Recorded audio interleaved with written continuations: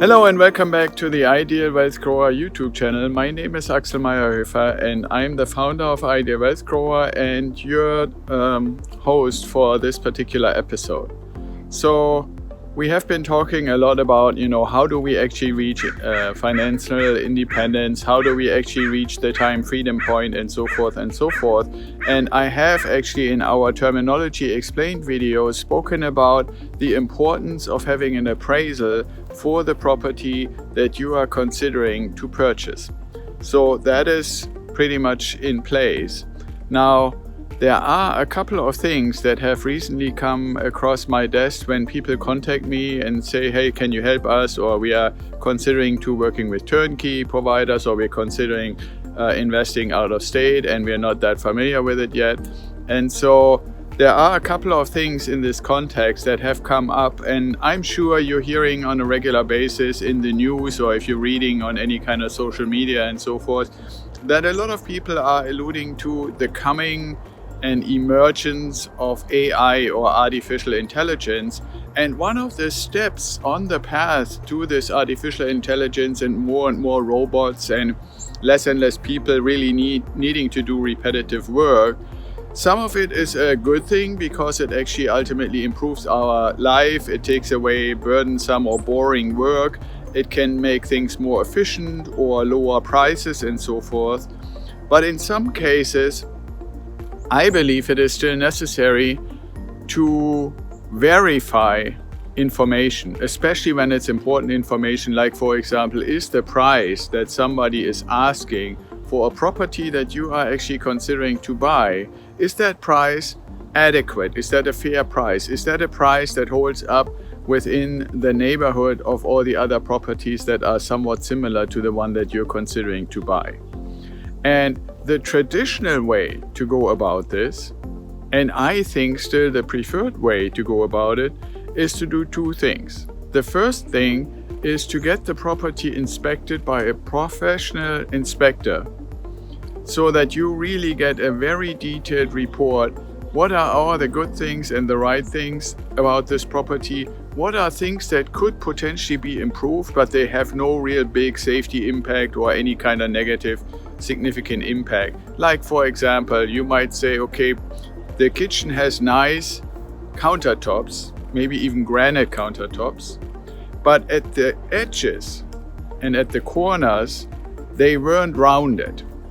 Now they're fully functional, they're perfectly fine, but in a report, an inspector might say something like, if the opportunity were ever to arise, it would make sense to round these corners, especially when there are kids in the house, so that the safety is improved, because a sharp-edged corner is more prone for somebody to get injured. So that's one thing that is kind of, I would call that a nice to have. Now, in that same report, you might find something where it says, okay, while inspecting bedroom number 2 and looking at the cabinet doors to the closet, one of the doors felt loose and needs to be tightened. This could be a safety issue, and that is definitely something that you would want to have fixed before you actually become the owner of that property. So the inspection report is one thing that is really helpful, and then the other, and equally maybe even more important thing, is the appraisal, and that works by an appraiser coming to the property, going through the property, getting to see everything, but not so much like an inspector to say, is there anything that could be improved or right or wrong, but more to say, I want to see how the floors look like, how clean the property is, are the windows new, is the roof new, all that kind of stuff.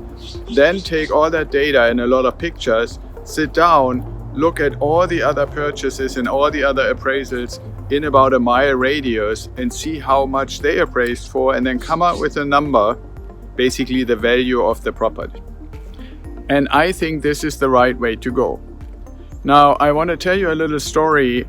At the time, I called it a drive-by shooting, and I don't mean this in a literal sense like shooting with a gun, but shooting with a camera. And so here's what happened.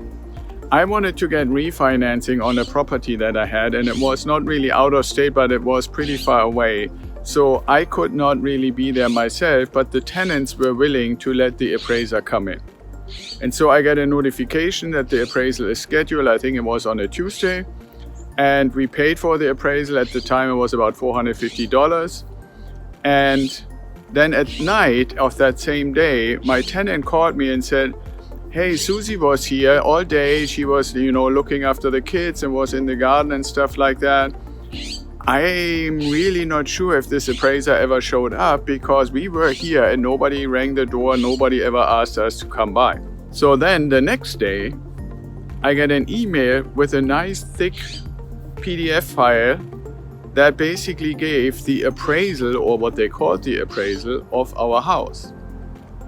And the first thing that caught my eye was that the value that they had as a total value in that appraisal was way, way lower than what I thought it should be. And I couldn't really make a rhyme or reason out of it, but I thought, well, at the time I wasn't that experienced.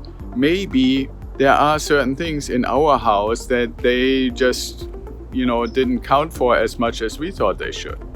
But then I remembered that Susie said, well, I haven't let anybody through the house. So for me, one of the questions was, how would they even know how nice or not so nice the house is on the inside or in the backyard if nobody let them in? And you couldn't even walk around the house without having somebody let you through the gates. So that was strange. And then I looked at the list of items on how they actually described the property, because that's basically just filling in the blanks in a form. And I found out that what they had written there was like, I think it was a 4-bedroom, 2-bath house. And our house was a 5-bedroom, 3-bath house with a casita attached. So the description of the house, even though the address was correct, was wrong. And then it dawned on me what actually happened. Somebody had gone to our neighbor's house, which was that kind of house. And that also was the reason why in the description, our house had 2 fireplaces, one in the living room and one in the family room, where the neighbor's house had 1. And in the list, in the description, there was also only 1. So more and more evidence showed that the appraising entity, let's call it that, never really went into our house.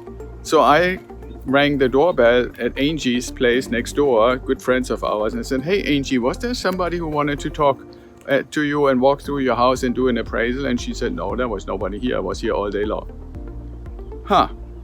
Now later, when I called them, I found out that they do what I'm now called drive-by shootings. They basically had somebody go to the address, take out a camera, take a few pictures, look at the house, and then look at the official records and then fill in the blanks that way. They never really went in the house. They never saw the backyard. They never saw all the nice features that we had put in. They did basically a drive-by shooting. And because they took the pictures of the wrong property, they looked at the wrong data, and even that fundamental basis is gone. Now, what they still at the time had to do was to do this drive-by shooting. They sent somebody with a car and a camera. Nowadays, there's something called the Automated Value Model, or AVM. And this is what my friend that I mentioned earlier at the beginning of this video talked to me about. He said, do you really think I should get a new appraisal because I got an AVM and it came in way lower than I anticipated? So I checked, and an AVM is even less than the drive-by shooting that happened to my property. An AVM is basically a system. Somebody wrote software, and here is where the connection to the artificial intelligence and the robots and stuff comes in. Somebody wrote software that said, if you type in the address, then the software is smart enough to go in, find that address, that house on a map, then mine data that is publicly available on the internet to find out what other houses in the area have sold recently, and then basically make an automated estimate of what would most likely be the appraised value of this house. So nobody with a camera driving anywhere, it's all computerized, basically like somebody saying, okay, I take Google Maps on Google Earth and I look at everything I see and maybe a little bit of additional information from Rentometer, and that is what I use for the appraisal. Now, in this particular case, the colleague of mine who contacted me and asked, I got the AVM, should I do a new appraisal? not only was the number much lower, it was also much cheaper to him. He only had to pay, I think, about $300, and normally today when I have appraisals done on any properties that I consider buying, it's more like in the 600, 650 area. So it was pretty obvious that this automated valuation model is cheaper, but it's also not able to take anything into account that is relevant to your property. And so you can imagine that I actually told him, yeah, you should get a true appraisal and make sure that it's actually for your house with the person. If at all possible, either you be there and go through it with the appraiser, or you have somebody you trust be there and make sure that they go through the house with you and show all the different things and all the features, because ultimately it does make a difference if you, for example, have carpet versus hardwood floor, if you have nice stainless steel appliances that are pretty new, or an old kitchen, if you have fully renovated bathrooms or some that have seen better days the last 20 years, all those kind of things. So don't fall for a drive-by shooting as an appraisal, or for the automated valuation model, the AVM system, but see that you get a real true appraisal. Because the point is, ultimately, no lender is going to give you enough money to your property, or more money, I should say, than what the value of the appraisal is. So if a robot does the appraisal, you also have to take into consideration that every bank and every lender will say, if we allow a robot or an automated value model appraisal, because they know that the system is flawed, because they know that they can't see the inside, naturally that number needs to come in lower, because the bank or the lender wants to make sure that they are not taking on too much risk. So in all these cases, like I said, the bottom line is, don't let anybody give you a drive-by shooting type of appraisal. Do the real thing, even if it's a little bit more expensive. So that's the story for this week. Like I said, a friend of mine triggered it because I hadn't really heard about this AVM thing before. I researched it, so now we all can use the information and act accordingly. So I hope you like this video. If you're not already a subscriber, please subscribe. Hit the little notification bell so you get notified for every time when we have a video. Typically we post Wednesdays and Fridays. And give it a thumbs up if you liked it. Give me any kind of comments. If you want other topics to be covered, please put that in the comments as well. And that's the biggest thing you can do for us. Share this information, this video and other videos from our channel with your network. I'm sure if you are interested in real estate investing, then there are probably a bunch of other people in your tribe, in your group, in your family, in your network who might also be interested. And you do them a great service by sharing the video, and you helping us by sharing the video to get a few more people to actually see the content we produce. So thank you for doing that. And I see you in the next video.